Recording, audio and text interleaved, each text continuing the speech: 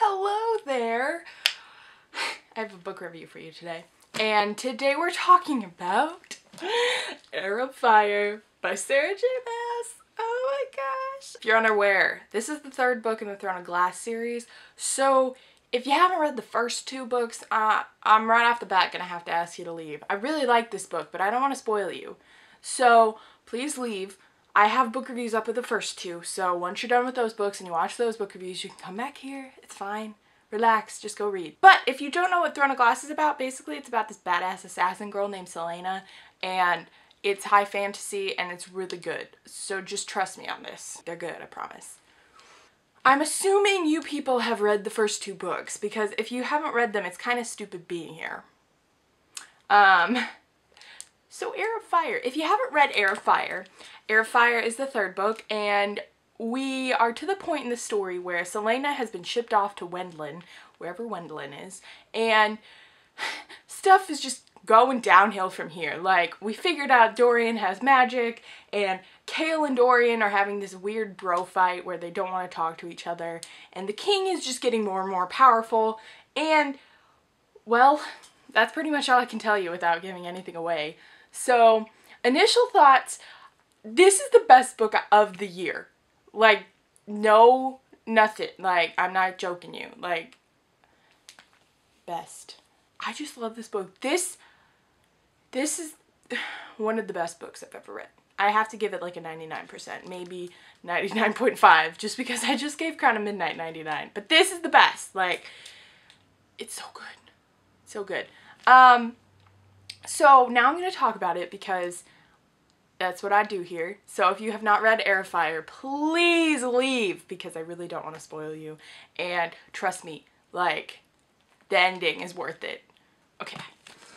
I don't know what I was expecting, because I finished Crown of Midnight and I was like, whoa, that was the best. Like, I love that. That was great. I didn't expect it to get better. But, like, it always does. The same thing happened in the Lunar Chronicles. You read the first one and you're like, that was a great book. Like, I don't even need to read the rest of them because that was so good. And then I picked up Scarlet and I was like, whoa, this is literally the best book I've ever read. Like, nothing can top this. And then I read Crest, which magically topped Scarlet. But same thing happened here. Throne of Glass was really good, but Crown of Midnight was even better. But then Heir of Fire is like a whole level above. Like, we got a lot of new characters in this book. The three off the top of my head that I think are the most important, obviously, are Adion, Rowan, and Manon. My friend told me it's Manon, not Manon. So I'm now saying Manon. Thank you, Emily. Adion, he is a general in some army. He's in the king's army, but he's actually not on the king's side. He's Aelin, Selena's cousin. I like him. Like, it took me a while to like him because at first you're like, you bastard, like, how could you betray your own people? How could you do this? And then you come to realize he's totally faking it the whole time and you're like, oh, well, now I can like you. And I love him.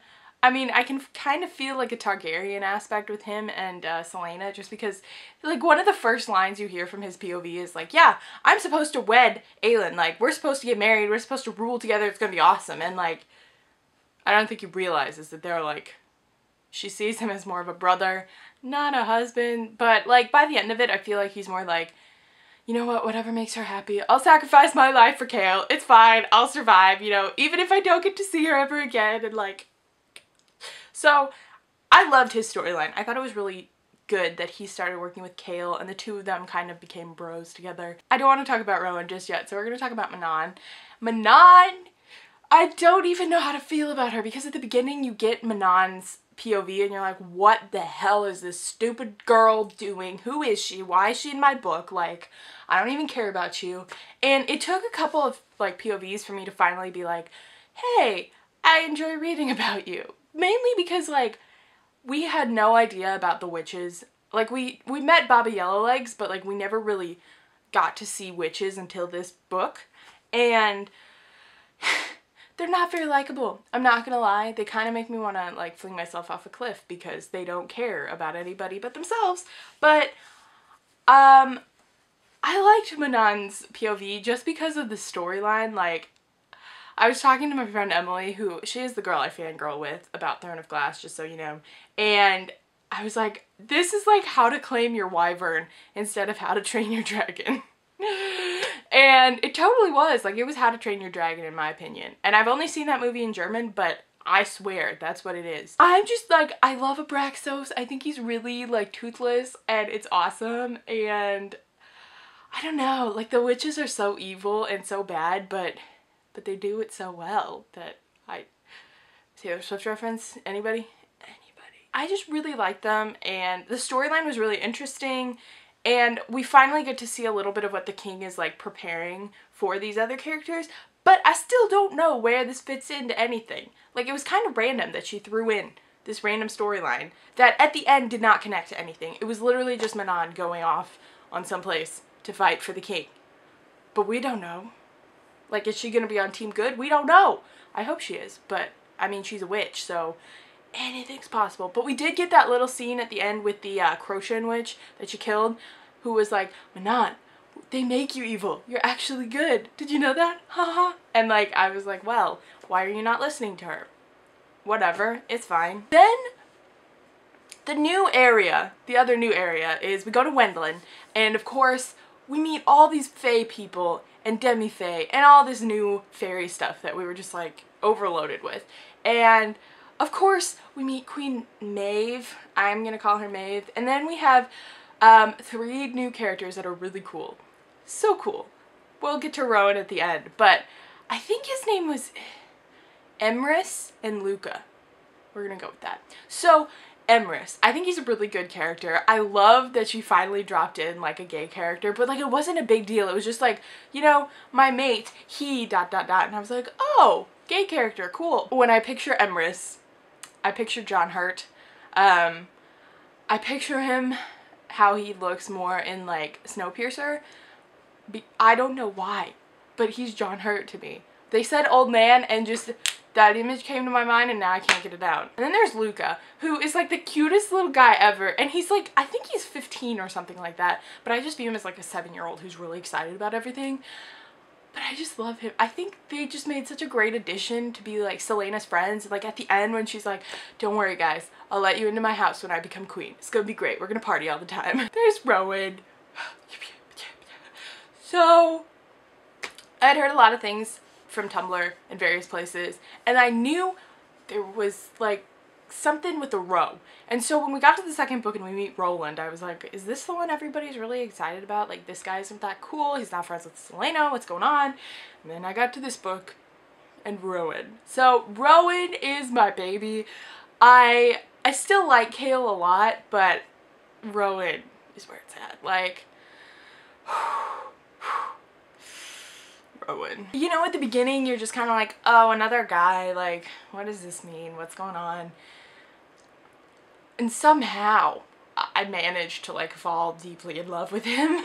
I just think he's such an interesting character because like, obviously you start out in the beginning and he like is a mean man. Like, he doesn't like talking. He really is like trying to get Celaena to use her powers, and he works for Maeve, so he's terrible.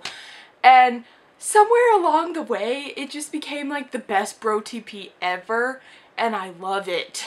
I love it. Like, I still like, I just think about it all the time and it's just so cute. And like, it was one of the main POVs of the book, like Celaena and Rowan. That was the main part that I was just like, I need to know what happens to them. Like, they are my babies. I can't let them get hurt. And like, oh god, like, I'm just thinking about their story now. Like, it starts out, they're just training together. And then it's kind of what happened to Kale and her. Like, it started out just training, turned into, oh my gosh, I love you. But not really, because she doesn't love him like that. There's the scene where she completely burns out and like, he carries her and she's like burning and he's burning himself and he's like, I don't care, I'm getting her to safety and she's gonna not die on me. And then after that he's like, you are sleeping in my bed with me, like there's nothing you can do about it. She's like, okay buddy, okay. And then the part where she like, he's over at his desk and she sneaks a kiss on him, like, oh, so cute, so cute. And what else happens?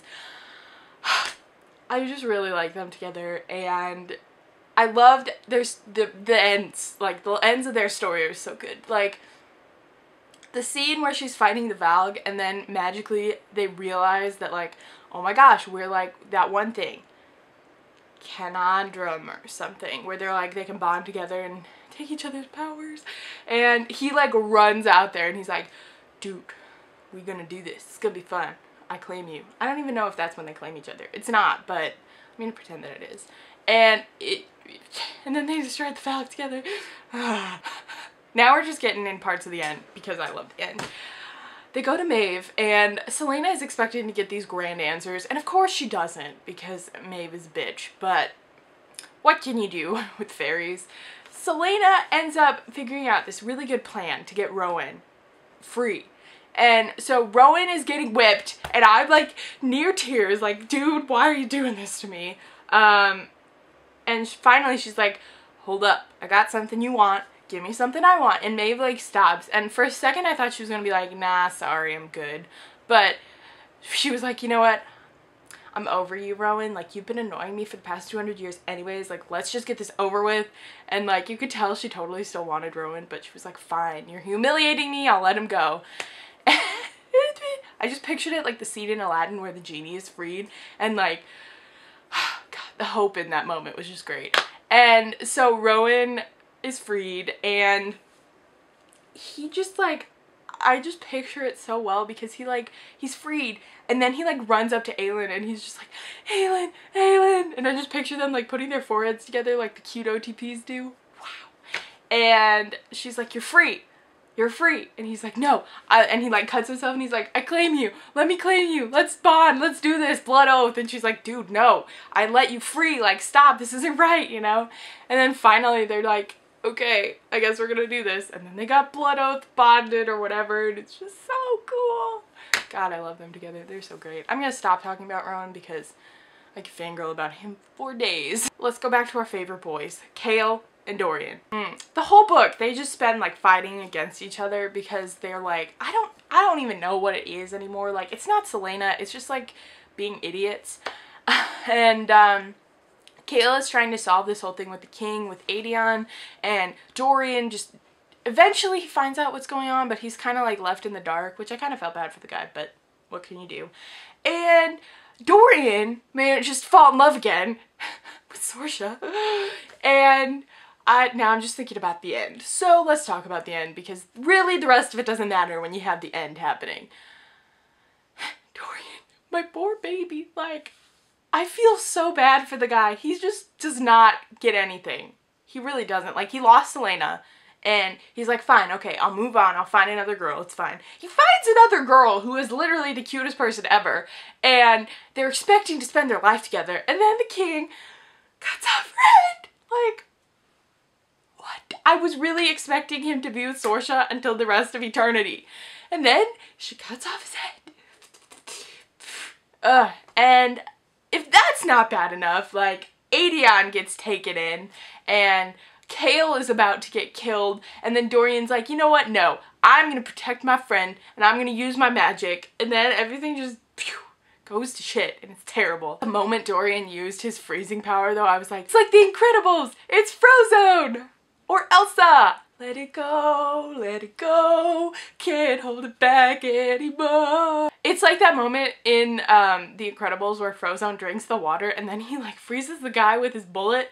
That's what I imagine it going like. But anyways, Dorian uses his magic in front of the king and Kale's like, no! And Dorian's like, you go. You save Selena, you win, man, you win. And so Kale like is leaving and he's just like, I love you. And like, it's like, you'd think it would be really weird, you know, and like, I don't know, you'd think it would be weird, but it was just so moving, and like, oh god, Kale. And so Kale leaves. He leaves Dorian, and Dorian's like, it's fine, whatever, I'll live. And then the king comes and puts a stupid collar around him, and it just, oh god, collars never work out, let me tell you that. I have experiences in fantasy. Collars don't work out. They just make things terrible and sad, and I'm just so not ready for this. Kale, we eventually get another POV from him later, and he throws out his, like, Captain of the Guard sword, and he's like, bye, like, I don't care about you anymore, king. And he made this ultimatum right before he left, and he was basically like, I will no longer serve you because you are not my king. My king is Dorian, and my king is awesome. Like, I love him. And so, I don't know. I'm glad he finally made a stand, because the whole book he's just wishy-washy, and he's like, I mean, I gotta serve the king, but like Selena, but the king, but Dorian, but Selena, but the king. Like, he could not make it anything. No decisions were made by Kale in this book until the very end. We get information about magic and word keys in this book. The third word key is supposedly in this amulet that Selena got when she was a little girl, and now it's in the hands of Mr. King Assassin Arobin, or whatever the hell his name is. And so she's like, okay, she ends the book, and basically she's like, I'm gonna go get that necklace from Arobin, and I'm gonna go back, and it's gonna be great. And like, she doesn't even know what's coming. And I'm excited to see what happens there, because we haven't met the king of the assassins, and inevitably it's gonna be dramatic and intense and awesome. But we know where the third word key is. We don't know where the first two are, but we have one of them. If she can get one, I feel like it'll be a little bit better. I don't know if the king has two. I feel like he does, because he's just like that powerful.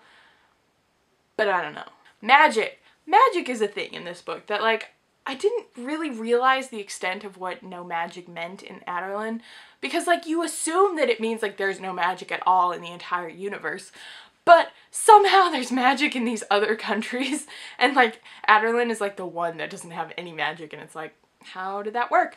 But we get an explanation, thankfully, and it's the stupid clock towers that are doing all this crap. And I really like the demonstration he being Kale made Dorian do. Because like, it starts out and Dorian's like, what? This is so dumb. And then it magically shows how magic disappeared. Magically. It's so complex. And I don't know how she came up with all this, but I'm scared for Selena, just because she mastered her magic really well in this book. And it's like every single girl like that. Like, there's always a character who can't control their magic, or whatever. Give some other example and it'll work here. And they're like, oh, I don't want to control my magic, like, this is so stupid, why would I do this? And then magically, like, something happens and like, it gets forced out of them, and then eventually they master it and they're like the badass person of the year. Hashtag Shadow and Bone. And like, I mean, it all turns out okay, but I feel like it happens a lot like that, where you're like, this is so dumb, why are you training me to use my magic? And then eventually it's like, oh hey, I'm awesome, I'm gonna use my magic now. I'm just nervous for Selena to go into Adarlan and not have magic, because with her magic and with Rowan, she's like awesome. Like, she was awesome before, but now it's like a whole nother level of badassery. And let's talk about Selena for a minute, because she starts out and she's just like heartbroken. She's heartbroken, she's sad, she's depressed, like, she doesn't care about anything. And she's like, nobody cares about me anymore, I'm just gonna go die in a hole. And it's so not true, of course, but she just thinks it is, because she's stuck in that gutter of grief and sadness. And eventually she finds a way to get herself out, and she becomes this wonderful blossoming flower. And it's so good, because, you know, it's how the end happened. Like, she's just so lost in the darkness with the Valg, and finally she's like, wait a minute, like, I have hope. I'm better than this. I can win. And then finally she like gets released from the darkness, and that's how it always happens, but whatever. And yeah, she just kind of becomes. And the thing about it is, I can totally, the first book I saw it, the second book I was like, I don't know if this could happen. But now I am convinced that she could totally end up by herself, and it would be awesome. Like, she could be just a lone queen with no king, and she could do it. Like, I can picture it happening right now. I don't know if it'll happen like that, because inevitably she's gonna see Kale again, and something could happen where they become like lovers again. But I could see it ending with her being alone again, which is really great. It's like, you know what, really what I want is, I want Selena to like win this war, and then just be like, you know what guys, I'm gonna peace out and just hang out on the beach with Rowan. We're just gonna get tans, and it's gonna be really fun and awesome. Now it's not gonna happen, because she totally is like claiming her birthright and being a queen, which is fine, whatever, she's awesome, but I still wish she could go hang out on the beach with Rowan, because that would be really fun. We also get a lot of backstory about Selena and like what happened the night that she was like, let her parents die and all this happened. And we also figure out, like, we get to see when Dorian and the king visit her palace or whatever that one time. And we figure out that the king is basically the reason. I mean, like, we knew this. But the king is basically the reason why her parents and her went to that manor house. And he's the reason why they're dead. Like, we knew that. Whatever. But it still made me really mad because, God, I hate the King of Wendland. I really want him to die. Like, when is he gonna die? Please, sometime soon. The ending still was unexpected because the way I saw it, you got the big battle scene and then Rowan and Selena were like bonded, and I was like, well, what else do we need to do? And there was like a couple Manon chapters that we had to wrap up, where she saves, oh yeah, we forgot to talk about this, she saves that one witch and everybody's like, that's awesome, but like her mom is like, really, Manon, or her grandma, whatever, she's like, really, Manon, you're gonna die. And it kind of reminded me of the second task in Goblet of Fire where Harry's like, I don't care, I'm gonna save you even if it loses me points. And really it like gained him a couple points in the end. But yeah, I'm interested to see where Manon's story goes. And then like she just tacked on the whole like, the king wants to see you thing. Like totally unexpected. And I expected it to be over and I did not expect that tragedy to happen. Oh God, it was just so bad and sad and all the words that rhyme with that. Now I have to wait until September. I hate waiting for books. I hate it so much because I'm just on a roll. I just want to read the whole series right now, but it's not all written and I'm really sad about that. But I'm also really excited because I'm so over trilogies. Like they're easy, they're fun occasionally if people don't die, but I just love series. They're so much better in my opinion. It was a lot to take in, and it's honestly like one of the best books I've ever read ever, and that makes me really excited because inevitably the next 3 books are going to be some of the best books I've ever read too, hopefully, as long as nothing goes downhill. But yeah, thanks for watching and for going on this Throne of Glass journey with me, and I do have some songs in the works, so we shall see what happens. But anyways, thanks for watching and I will talk to you guys soon. Bye-bye. Bye. Okay, bye.